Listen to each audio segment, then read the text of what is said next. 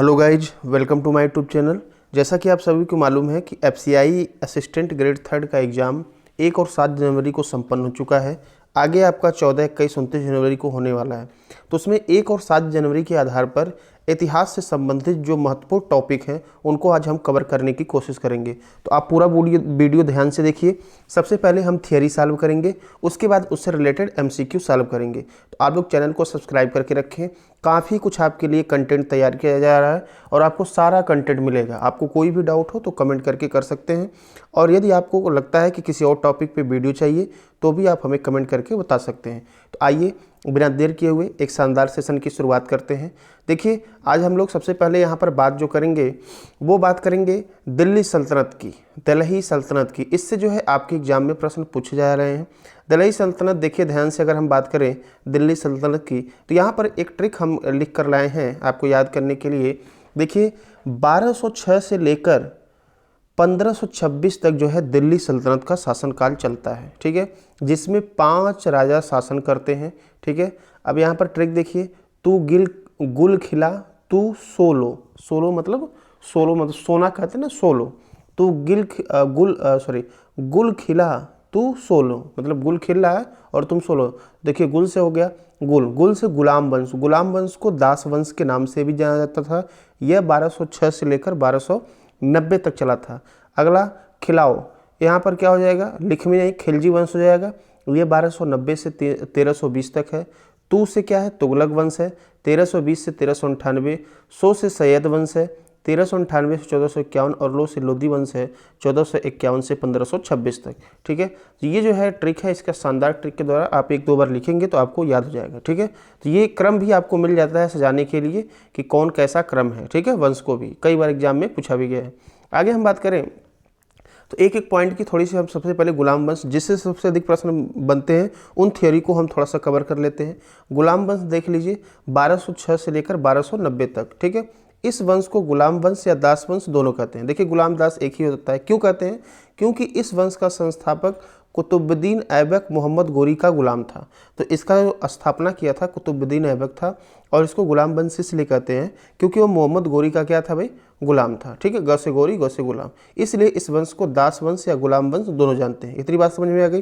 कुछ विद्वान इसे मामलुक वंश का नाम देते हैं, जिसका अर्थ है स्वतंत्र माता पिता की गुलाम संतान। मामलुक का अर्थ ही होता है कि स्वतंत्र माता पिता की गुलाम संतान। अब यहाँ पर आपको इंपॉर्टेंट क्या याद करना है, कुतुबुद्दीन ऐबक का याद करना है कि 1206 से 1210 तक 4 साल तक था। इसके बाद आपको इल्तुतमिश याद कर लेना है, आपके एग्जाम में मिल सकता है 1210 से लेकर 1236 तक। इसके बाद मोस्ट इंपॉर्टेंट रजिया सुल्तान को याद करना है, 1236 से 40 तक।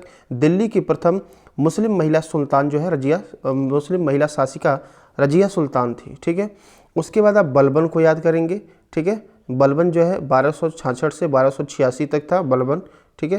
तो इतना, इसमें 4 आपका इंपॉर्टेंट है जो आपके एग्जाम में आ सकता है। कुतुबुद्दीन ऐबक 1206 से 1210, इल्तुतमिश 1210 से 1236, रजिया सुल्तान 1236 से 1240, बलबन 1266 से 1286, ठीक है। चलिए, इंपॉर्टेंट चीज़ हो गया, आगे बात कर लेते हैं। अगला यहाँ पर अगर बात करें गुलाम वंश के बाद, ये देखिए इल्तुतमिश की थोड़ी सी बात कर लेते हैं। 1211 से 1236 तक था। इसने सल्तनत काल के 3 महत्वपूर्ण अंग एकता, सेना और मुद्रा प्रणाली का गठन किया था, ठीक है। ध्यान से सुनिएगा, एकता, सेना और मुद्रा प्रणाली। एकता प्रणाली क्या होता है, धन के स्थान पर वेतन के रूप में भूमि देना, यही इक्तदारी व्यवस्था थी, ठीक है। सेना, इल्तुतमिश ने 40 तुर्क सरदारों का एक सलाहकार परिषद बनाया था, जिसे तुर्क ए चहलगामी कहते हैं या दल चालीसा के नाम से जाना जाता है। इल्तुतमिश द्वारा प्रचलित सिक्के एक टंका था या चांदी का सिक्का था, और जीतल था या तांबे का सिक्का था। इसमें 1:48 का अनुपात था, ठीक है। चलिए आगे बात कर लेते हैं थोड़ा सा। अभी इसके बाद हम लोग बस एमसीक्यू सॉल्व करेंगे, कम से कम टॉप मोस्ट 20 एमसीक्यू सॉल्व करेंगे, तो आप लोग बने रहें। और देखिए, 1210 ईस्वी में कुतुबुद्दीन ऐबक की अब बात कर लेते हैं, 6 से 10 तक था। लाहौर में चैगान का खेल खेलते समय घोड़े से गिर जाने के कारण कुतुबुद्दीन ऐबक की मौत हो गई थी। ये प्रश्न पूछा जाता है कि ऐबक की मौत कैसे हुई थी। कुतुबुद्दीन ऐबक के मृत्यु के बाद इसके पुत्र आराम शाह को लाहौर की गद्दी पर बैठाया गया, जो कि एक अयोग्य शासक था। इसने केवल 8 महीनों तक शासन किया। 1211 ईस्वी में इल्तुतमिश ने इसे हटाकर खुद शासक बन गया, ठीक है। चलिए, अगला जो है बलबन की बात, 1266 से 86 तक 20 साल तक ये था। बलबन ईरान का रहने वाला था और उसने अपने दरबार का गठन ईरानी परंपरा के अनुसार किया। इसने ईरानी त्यौहार नौरोज़ को मनाना शुरू किया। ये एग्जाम में पूछा जाता है कि नौरोज़ त्यौहार को किसने शुरू किया था? बलबन ने किया था, ठीक है। और इसने दरबार में सजदा और पैबोस की परंपरा भी प्रारंभ की।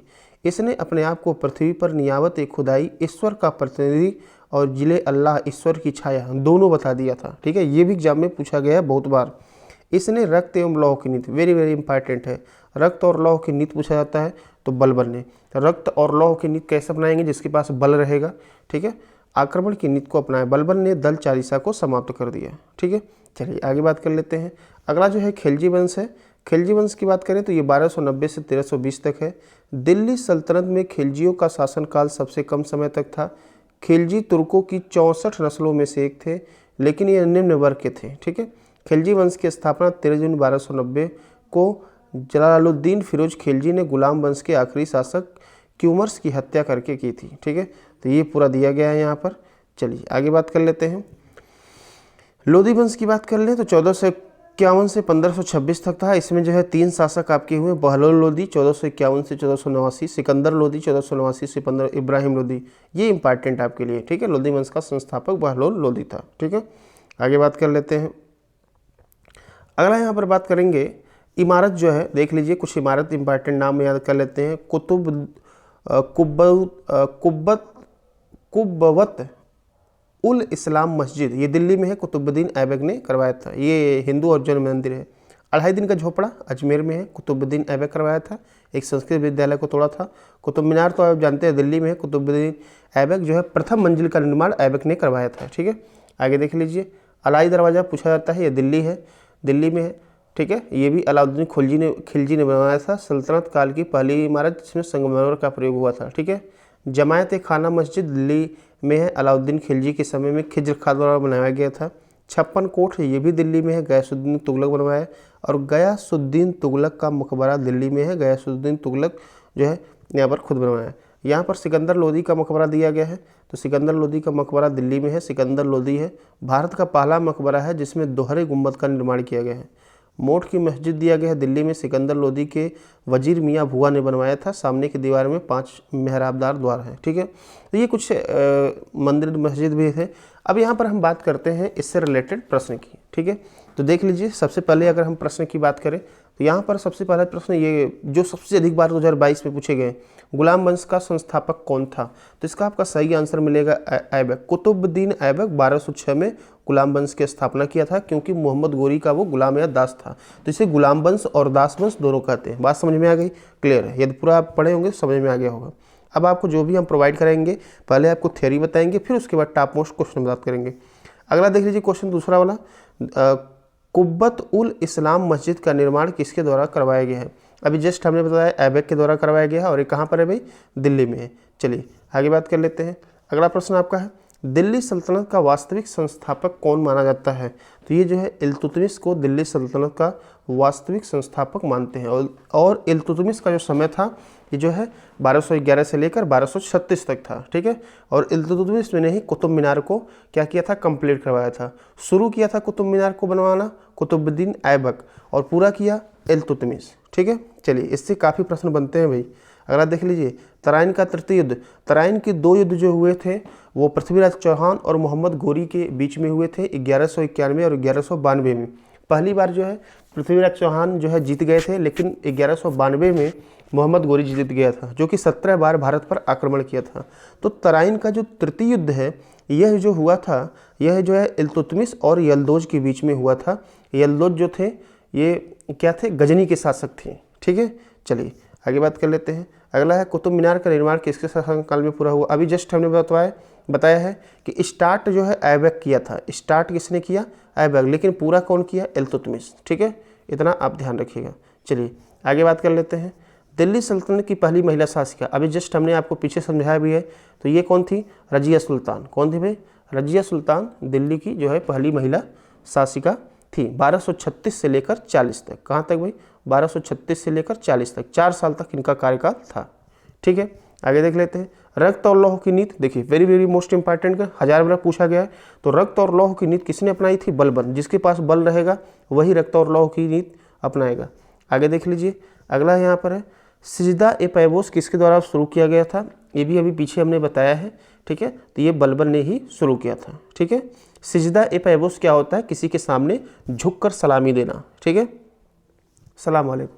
आगे देखिए, नौरोज़ त्यौहार के आरंभ किसने किया था, तो इसका जो आरंभ जो है ये बलबन ने ही किया था। नौरोज़ त्यौहार ईरानी त्यौहार या हम कह सकते हैं फारसी त्यौहार था, ठीक है। तो ये जो शुरू किसने किया था, बलबन ने ही शुरू किया था। आगे बात कर लेते हैं, अगला यहाँ पर है तारीख़ फ़िरोज़ शाही किसके द्वारा लिखी गई थी, तो इसका आपका जो सही आंसर होगा ये पहला हो जाएगा, बर्नी के द्वारा लिखी गई थी, ठीक है, जिसका नाम था जियाउद्दीन बर्नी, ठीक। आगे बात कर लेते हैं, अगला प्रश्न है तुर्क ए चहलगामी किसके द्वारा ख़त्म किया गया था, ठीक है। तो इसका सही आंसर हो जाएगा बलबन।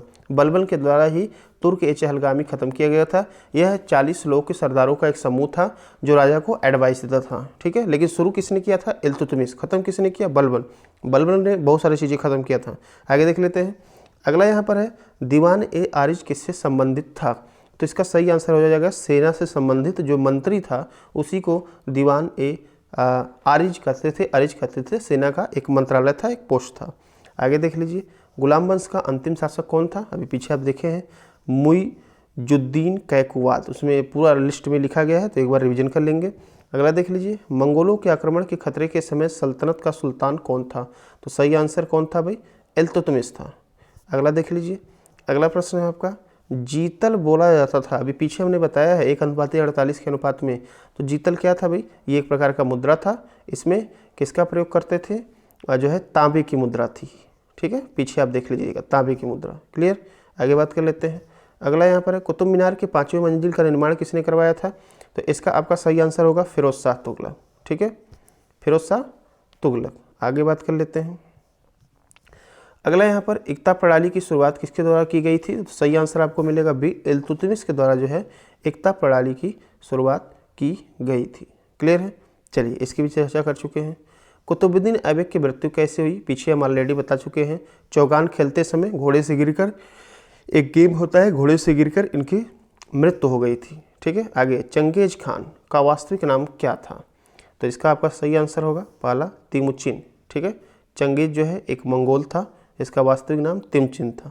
आगे देख लीजिए, अगला यहाँ पर है रजिया और अल्तुनिया की मृत्यु कैसे, दिल्ली आ रही थी कैथल के रास्ते, कैथल में ही उनको जो है मार दिया गया था घेर कर, ठीक है। तो आंसर कैथल हो जाएगा। तो देखिए टॉप 20 क्वेश्चन थे जो सबसे अधिक बार पूछे गए हैं। और आप जिस टॉपिक पर वीडियो चाहते हैं आप हमें बताएं, चैनल को सब्सक्राइब करके रखें, अच्छा लगे तो शेयर कमेंट अवश्य करें। और अब जो भी हम टॉपिक लाएंगे पहले थियरी हम बात करेंगे, फिर जो है क्वेश्चन की बात करेंगे। चलिए आपके लिए काफ़ी कंटेंट हम तैयार कर रहे हैं अगले, जिसका भी 14, 21, 29 को एग्जाम है। मिलते हैं अगले वीडियो में, तब तक के लिए धन्यवाद।